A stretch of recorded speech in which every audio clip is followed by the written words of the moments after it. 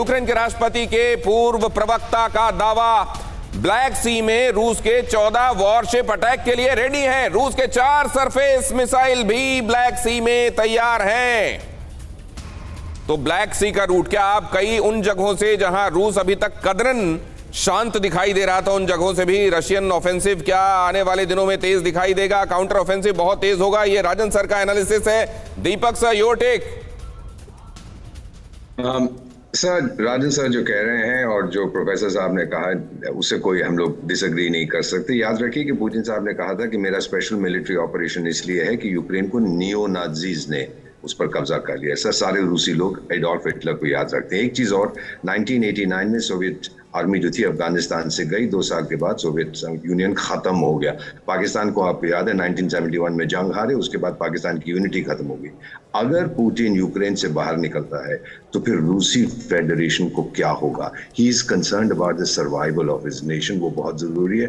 Finally sir, पिछले साल उसने बड़ा ब्लंट मैसेज दिया था पुतिन ने, आप सबको याद होगा कि सब लोग थोड़ा सा हिस्सा मेरे देश का काट के खा जाना चाहते हैं, मैं उनके दांत तोड़ दूंगा तो ये ना कर सके। This is a very powerful message, हम भूल जाते हैं in the fog of war. वो नहीं हटेगा, अगर हटा वो गया और रशियन फेडरेशन टूट जाएगा। सर, ये बहुत इंपॉर्टेंट एनालिसिस, कितना कुछ स्टेक में है, और अगर इतना कुछ स्टेक में है तो जाहिर है अभी तो ये बात शुरू ही हुई है, और ये बात तो यूक्रेन भी समझता है। इसीलिए कहा गया था कि ये साल पूरा लगेगा, ये लड़ाई चलती रहेगी। अहम खबर देखिए, यूक्रेन ने रूस की स्कंदर मिसाइल का तोड़ निकाला। रूस के खिलाफ यूक्रेन एयर डिफेंस का बड़ा दावा, रूस की स्कंदर मिसाइल को मार गिराएंगे। यूक्रेन ने कहा हमारे पास अमेरिका और जर्मनी के एयर डिफेंस वेपन, यूक्रेन ने दोहराया, स्नाइपर एक्यूरेसी से स्कंदर को मार गिराया जाएगा।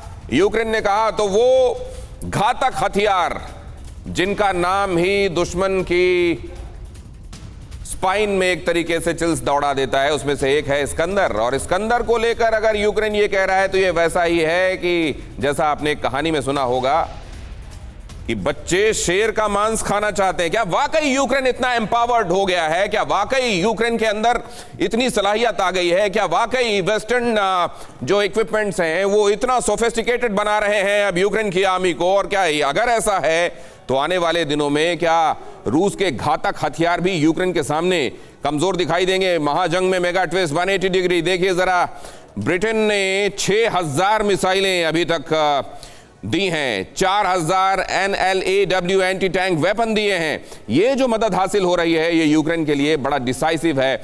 बड़ी तादाद में विस्फोटक ब्रिटेन की तरफ से दिए गए हैं। ब्रिटेन ने star streak portable air defence system भी मुहैया कराया है यूक्रेन को, और 100 स्विच ब्लेड ड्रोन्स अमेरिका की तरफ से दिए गए हैं। TB2 बैरक्टियर तो खैर टर्की की तरफ से आई ही हैं। 4600 जेवलिन मिसाइलें, और ये जेवलिन भी बहुत एक तरीके से जो गेम चेंजर इक्विपमेंट्स रहे हैं उनमें से एक। और MI-17 हेलीकॉप्टर्स 5 मिले हैं अमेरिका की तरफ से। 1400 एंटी एयरक्राफ्ट स्ट्रिंगर मिसाइलें मिली हैं। ये गिनते जाइए। और इस तरीके से यूक्रेन में, असल में यूक्रेन लड़ रहा है लेकिन असल में लड़ाई लड़ी जा रही है अमेरिका और उसके अलाइज की तरफ से। 5500 M72 रॉकेट लॉन्चर्स दिए गए हैं कनाडा की तरफ से। कनाडा ने ही 7500 ग्रेनेड दिए हैं, और ये मदद अब भी जारी है। आप देख रहे होंगे एक के बाद एक अब भी पैकेजेस अनाउंस किए जा रहे हैं। कनाडा ने स्नाइपर बॉडी आर्मर दिया, 1000 एंटी टैंक हथियार जर्मनी ने दिए। ये एक बहुत लंबी फहरिस्त है। 500 एंटी एयरक्राफ्ट स्ट्रिंगर मिसाइलें जर्मनी की तरफ से दी गई हैं। जर्मनी ने ही 2700 सरफेस टू एयर स्ट्रेला मिसाइलें भी दी हैं। और टर्की ने बैरक्टियर TB2 ड्रोन दिए, बैरक्टियर TB2 ड्रोन, जेवलिन मिसाइल, और अब हिमार्स। इसने बहुत ज्यादा मदद की है यूक्रेन को तस्वीर बदल देने में। तो क्या ये हथियार और इन हथियारों के दम पर लड़ता हुआ यूक्रेन रूस को बहुत तगड़ी चुनौती देने वाला है? अगर रूस को एक बड़ा सेटबैक कम से कम पीछे धकेलने के हिसाब से या युद्ध को हारने के हिसाब से नहीं तो बहुत बड़े नुकसान के तौर पर, मतलब ऐसा जो कहा जा रहा है कि वर्ल्ड वॉर 2 के बाद रूस ने इतना तगड़ा नुकसान पहली बार झेला है। क्या इसको इस तरीके से कहा जा सकता है विनय सर? अभी बात यह कि बहुत सारी चीजें ऐसी है, जिस दिन पहली गोली चली थी उस दिन की सच्चाई जो है वो मर गई थी। कहीं भी आपको सच्चाई नहीं मिलेगी, क्योंकि युद्ध के टाइम में दोनों पक्ष जो होते हैं एक बहुत कुछ कहते हैं, बहुत कुछ कहा जाता है।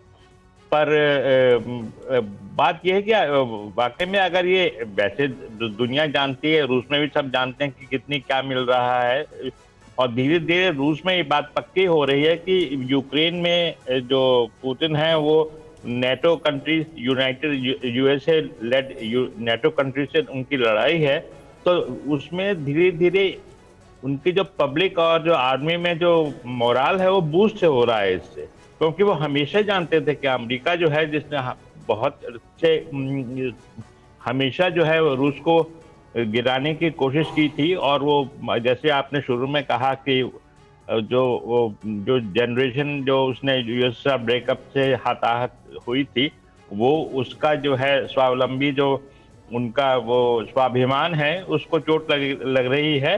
तो वो वाकई में इससे जो है आम जनता पुतिन की स्थिति बहुत स्ट्रांग हो जाएगी, और जो है पूरा जो अभी फिलहाल इतना नहीं लगता है, कुछ लगता ही नहीं है कि जैसे लड़ाई हो रही है।